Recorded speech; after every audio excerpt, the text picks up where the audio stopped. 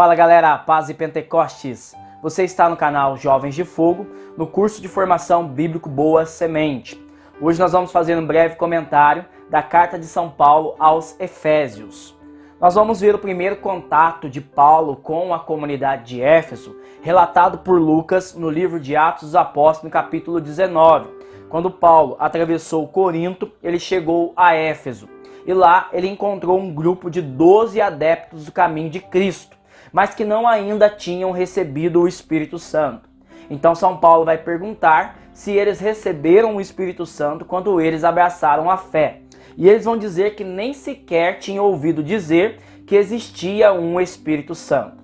Então São Paulo, ao pregar sobre o Espírito Santo, impõe as mãos sobre eles e eles vão receber o Espírito Santo, começando a louvar a Deus em línguas e também a profetizar. São Paulo vai ficar na cidade de Éfeso por 3 anos, dos anos 54 ao ano 57. E nesse período, na sua ação missionária, uma explosão da graça de Deus vai acontecer na cidade de Éfeso. Toda a cidade de Éfeso vai ser impactada para a glória de Deus, conforme você pode ver nos versículos seguintes do capítulo 19. Então São Paulo vai fundar essa comunidade na ação e no poder do Espírito Santo de Deus.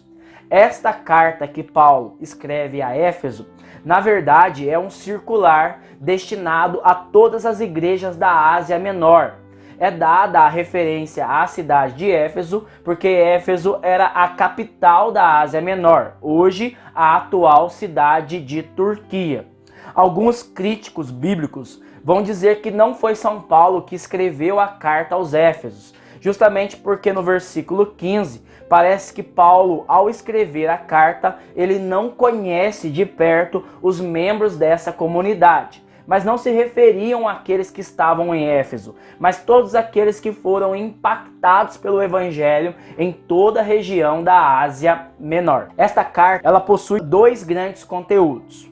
Primeiro, que é o mistério salvífico de Cristo. Nós vamos ver nessa carta um grande hino cristológico, conforme você pode encontrar no capítulo 1, nos versículos 3 ao versículo 14.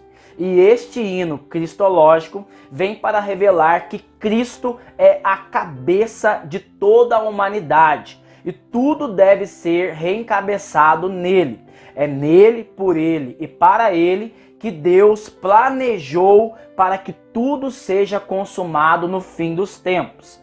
E este mistério de Cristo, ele é estendido no seu corpo.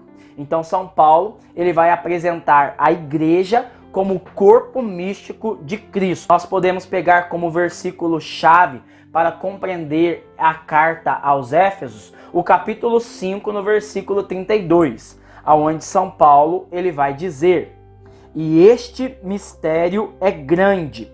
Eu digo isto com referência a Cristo e a sua igreja. Muitos teólogos eles vão dizer que a carta aos Efésios é a carta do mistério da igreja, justamente porque São Paulo ele vai trabalhar de visão alegórica este mistério profundo da igreja de Cristo.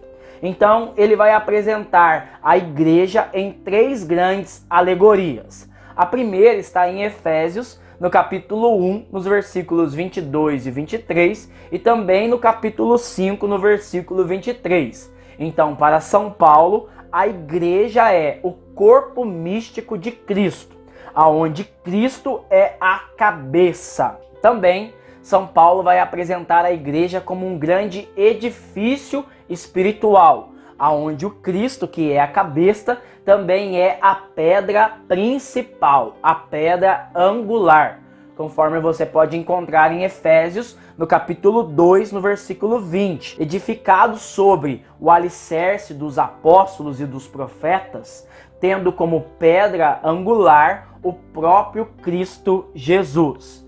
E por último, ele vai revelar que a igreja é a esposa do noivo.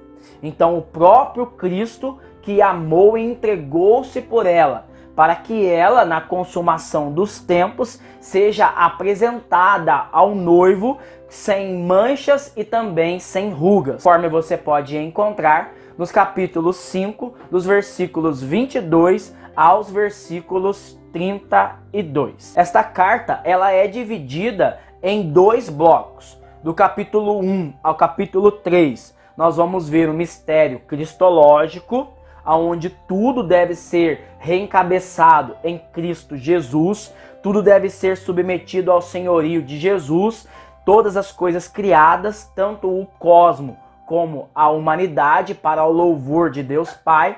E dos capítulos 4 ao 6, ele vai falar do mistério da igreja. Então, revelando como esse corpo místico de Cristo deve ser edificado para que a igreja se torne o corpo místico do Senhor.